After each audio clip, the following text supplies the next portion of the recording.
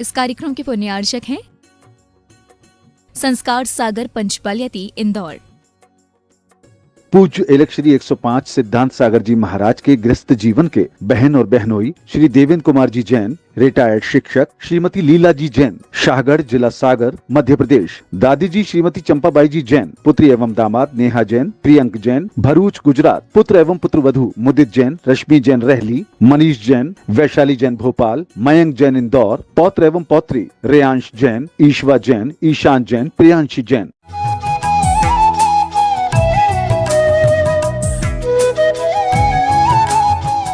ओम ह्रीं श्रीं क्लीं ऐं वरं वं वं हं सं तं पं वं वं वं वं हं हं सं सं तं तं पं पं झं झं झिं झिं श्रीं श्रीं राम राम धुं धुं द्रावे द्रावे नमोरते भगवते श्रीमते पवित्र चिरेन्द्र निविष्यामि स्वाहा।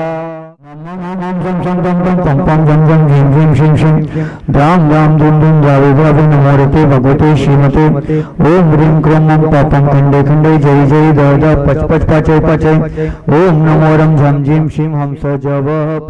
विद्यासागर जी महामुनिराज संघस्य श्रीमान धन्य कुमार जी संगई शिरपुर निवासी अकोला प्रवासी सपरिवारस्य श्रीमान दिनेश जी जैन दमो सपरिवारस्य श्रीमान विवेक जी जैन शिखर चंद जी जैन अक्षय विवेक जी जैन चोपड़ा निवासी सपरिवारस्य श्रीमान संतोष जी जैन श्रीमती यामिनी जी संगई श्रीमान अभिषेक जी जैन श्रीमान कौस्तुभ जी संगई श्रीमान अशोक बाबूलाल जी जैन सभी सनिवासी सकल दिगंबर जैन समाज शिरपुरस्य श्रीरस्तु वृद्धिरस्तु तुष्टिरस्तु पुष्टिरस्तु शांतिरस्तु कांतिरस्तु कल्याणमस्तु स्वाहा।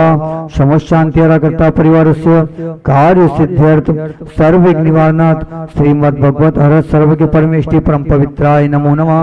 समशांति आराकर्ता परिवारस्य श्री शांति भट्टारक पाद्म प्रसाद सद्धर्म शिवलायु आरोग्येश्वर विस्तु सद्धर्म शिष्य परिशिष्य वर्ग वसंतुना ओम विश्वादय श्री वर्धमान पर्यंत चतुष्टो अनंत भगवंता सर्वज्ञ परमंगल नाम देया समशांति आराकर्ता परिवारस्य यामुत्तच सिद्धिं तन्वन्तु सद्धर्म कार्येषु यामुत्तच सिद्धिं प्रत्यक्षन्तु न।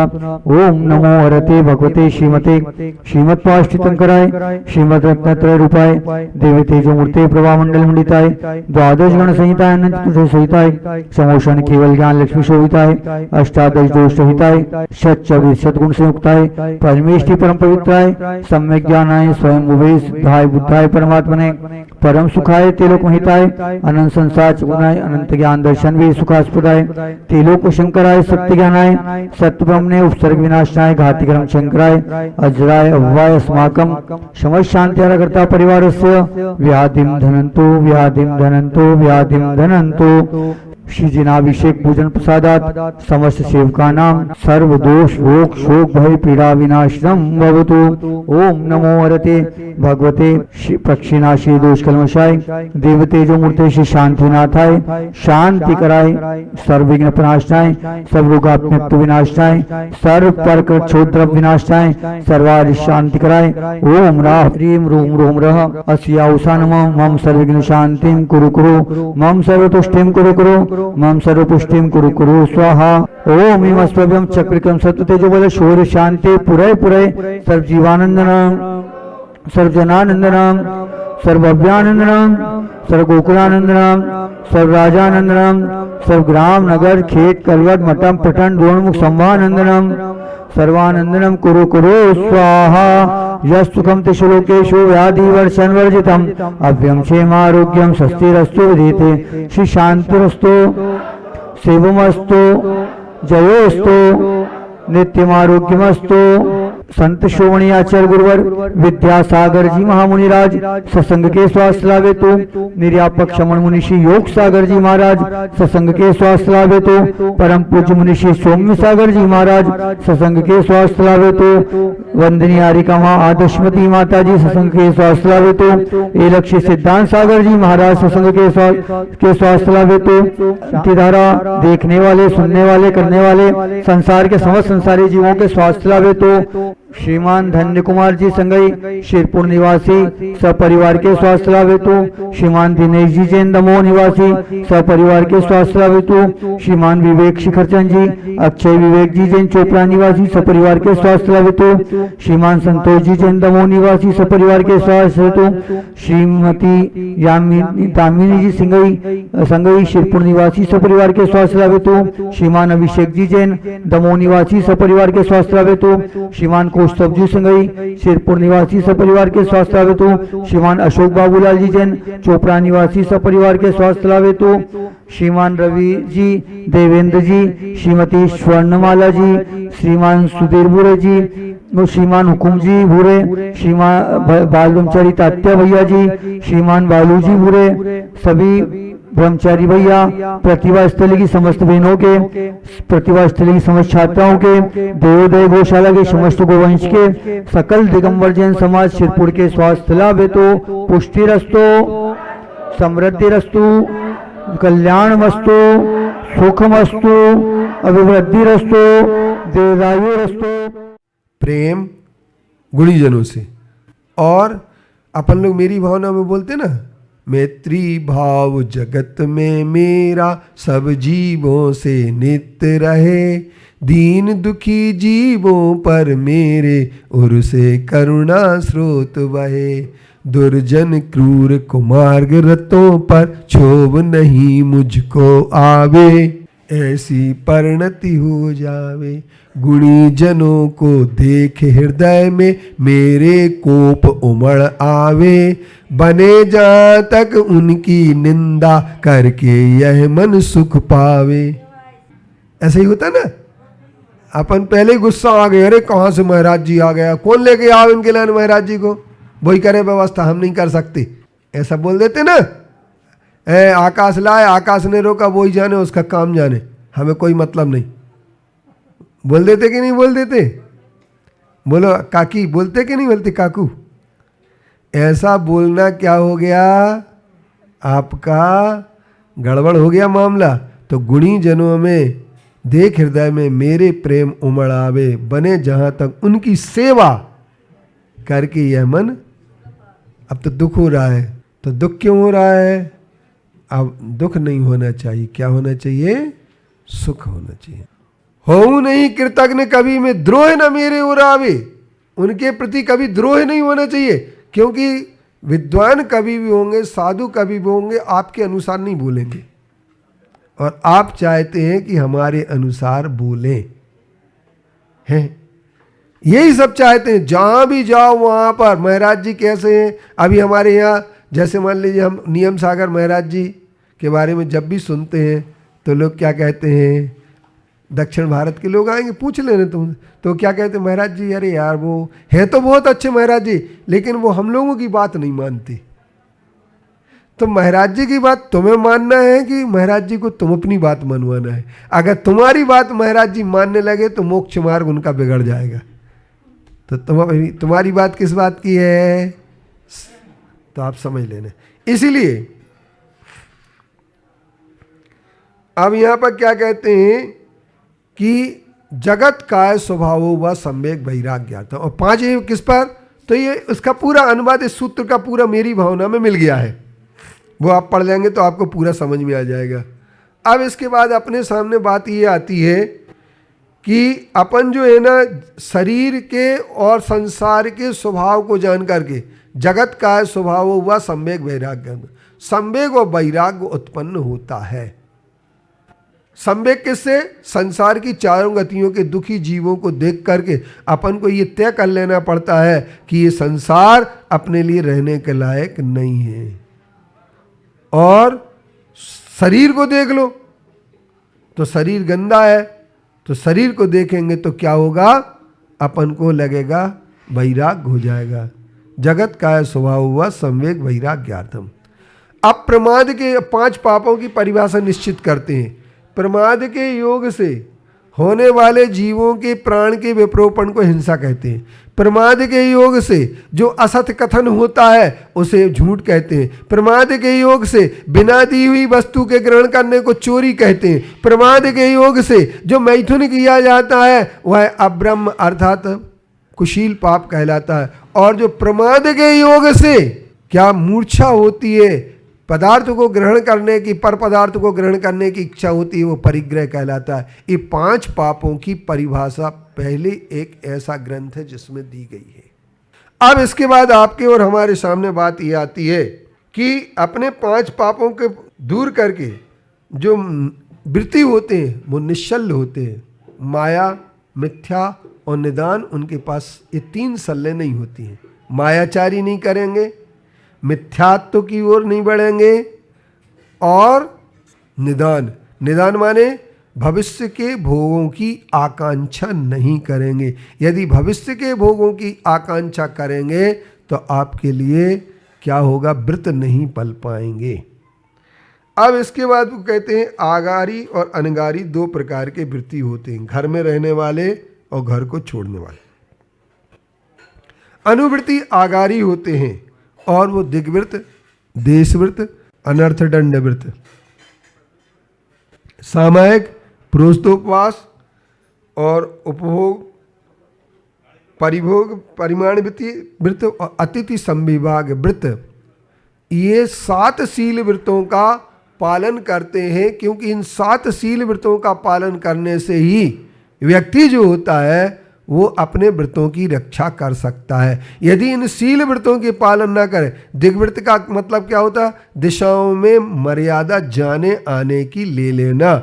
जैसे अपना पूरा भारत देश है, उस भारत देश में अपन मर्यादा ले ले कि हिमालय से हम आगे नहीं जाएंगे, हिंद महासागर से आगे नहीं जाएंगे, अरब सागर से आगे नहीं जाएंगे, और पश्चिम पूर्व में बंगाल खाड़ी से आगे नहीं जाएंगे, खंबात की खाड़ी से पार नहीं करेंगे। तो ये आपका दिग्वृत्त हो गया। और इसी में देशवृत्त, हम कर्नाटक प्रदेश नहीं जाएंगे। कर्नाटक प्रदेश हमें नहीं जाना। कब तक नहीं जाना? तमिलनाडु हम नहीं जाएंगे, आंध्रा नहीं जाएंगे। जहां अपने तीर्थ ही नहीं हुआ, जाने से क्या फायदा। गोवा नहीं जाएंगे। तो ऐसा जो कर लेना, ये देशवृत्त कहलाता है। और अनर्थ दंड वृत्त का मतलब ये होता है कि 5 प्रकार के अनर्थ दंड होते हैं। पाप का उपदेश, बैठे बैठे कुछ नहीं, ए ऐसा कर ले रे, ए वैसा कर ले, ये पाप उपदेश हो गया।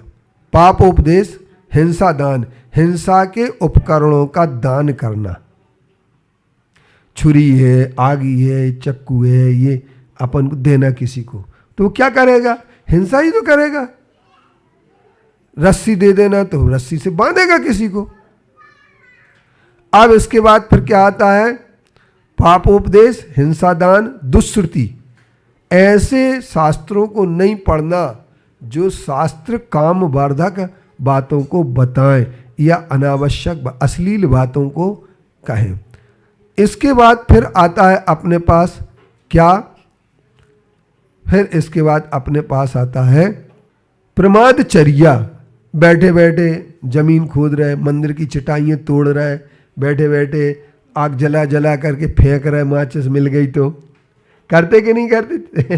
तो ये कहलाता है छिति सलिल दहन पवनारंभम विफलम वनस्पति छेदम शरणम शरणम अपीचे प्रमादचर्या प्रभासन्ते।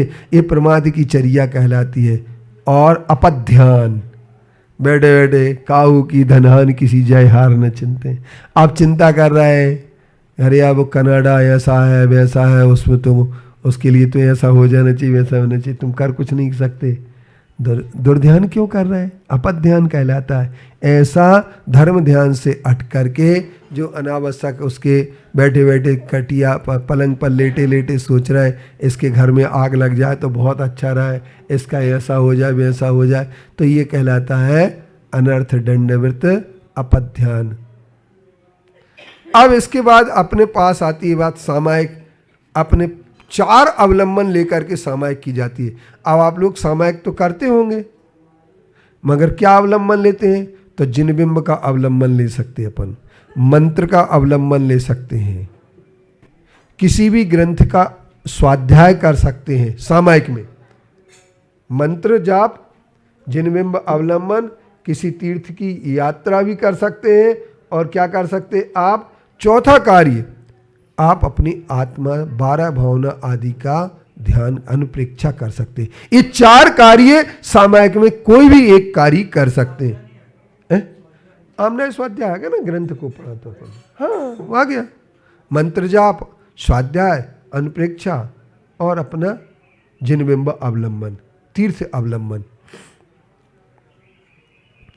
अब इसके बाद फिर अपने सामने बात ये आती है पुरुषोपवास। अष्टमी चतुर्दशी को अपने भोजन आदि का त्याग कर देना, उपवास करना, पूर्ण उपवास करना, या उसके लिए अपने एकासन करना, या एक एकासन, एक उपवास और एक फिर एकासन। सप्तमी का एकासन, अष्टमी का उपवास, नवमी का एकासन, ऐसा उत्कृष्ट मध्यम के कीजिए शक्ति प्रमाण।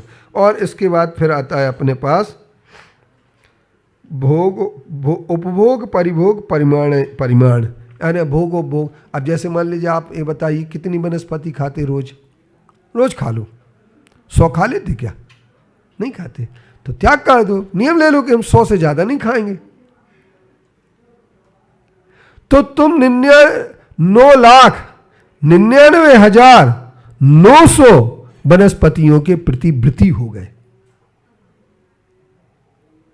अद्य देवा रजनीवा पक्षो मासस ततर्दुरैनम व भोजन वाहन शयन स्नान, भोजन में, वाहन में, स्नान में, इन सब में अपन जो है ना अपनी व्रत नियम ले लेते हैं, तो वो क्या कहलाता है? अपना नियम कहलाता है। अब इसके बाद अपने पास मारणांतिकीम सल्लेखनाम जोशता, मरण के समय, अंतिम समय में सल्लेखना, क्या इच्छा करना कि हमारी सल्लेखना हो, ये व्रत करना। और अतिथि संविभाग व्रत। अतिथि का आपके यहाँ अतिथि कौन होते हैं? 3 प्रकार के होते हैं, उत्तम, मध्यम और जघन। मुनि महाराज जी जो होते हैं उत्तम होते हैं, श्रावक मध्यम होते हैं, और अविरति सम्यक दृष्टि जिसके व्रत नहीं है बिल्कुल भी, वो भी पात्र है दान का। नहीं है समझे? उसका व्रत का पालन। अब किसी ने कहा भोग भूमि में जीव कैसे उत्पन्न हो जाते हैं? जिसने छायक सम्यक दर्शन प्राप्त किया, बहुत ध्यान से सुन लेना सब लोग। तो उन्होंने कहा भोग भूमि में इसलिए जब उसे सम्यक दर्शन होगा, मनुष्यायु का बंध कर लिया, वो तो दान तो कभी देगा ही नहीं, दे ही नहीं सकता, उसके भाव नहीं होंगे। जिसे दुर्गति का बंध हो जाता है उसे दान देने के भाव नहीं होते। और जो दान देने के भाव को किसी कसाय के वशीभूत होकर देता तो है, लेकिन जे दे रहे तो हम नहीं देंगे आज, ये आपका पाप का कारण हो गया, बहुत बड़े पाप का कारण। इससे क्या होगा? इससे आपको कोई ना कोई बुरी गति का बंध होगा। नाम कर्म तो बनेगा, आयु बने या ना बने, लेकिन जिसने आयु बांध ली वो दे नहीं सकता। तो अब वो दान कैसे देगा? जब दान नहीं दे सकता तो भोग भूमि में कैसे जा सकता? भोग भूमि में वही जाता जो दान देता है। तो आचार्य कहते हैं वीरसेन जी अपनी धवला की टीका में, वो दान नहीं देता लेकिन उसकी भावना होती है कि 3 कम 9 करोड़ मुनि महाराज जियों का आहार निरंतराय हो जाए। अब 3 कम 9 करोड़ मुनि महाराज जी का आहार निरंतराय हो जाए, और अपने गांव में महाराज जी या उनका अंतराय हो जाए, या उनका आहार हो चाहे नहीं हो, हमें क्या लेना देना? हमें क्या लेना देना? सब जाने, हम क्या अकेले हैं क्या? बोलते ना आई ऐसा लोग, हम अकेले हैं क्या गांव में? ऐसा बोलने वाले लोग दुर्गति का बंद कर लेते हैं। ध्यान से सुन लेना सब, बाद में नहीं कहना है। अब देखो अर्थ जब समझोगे तब पता लगेगा। अब इसके बाद अतिचार। कितने अतिचार हैं? 70 अतिचार हैं। सम्यक दर्शन के अतिचार कितने हैं? 5। शंका करना तत्व में, आकांक्षा, धर्म के नाम पर कुछ चाहत रखना कि हमें ये मिल जाए, हमें वो मिल जाए, वो मिल जाए, हमने इतने दिन धर्म किया, क्या मिला हमें तुम्हारे धर्म करने से? ऐसा लोग तुरंत कह देते हैं, हमें क्या फायदा मिला? तो ये आकांक्षा कहलाएगी। इस सम्यक दर्शन में दोष लगा दिए तुमने। शंका, कांक्षा, विचिकित्सा, किसी से भी नफरत करने लगना।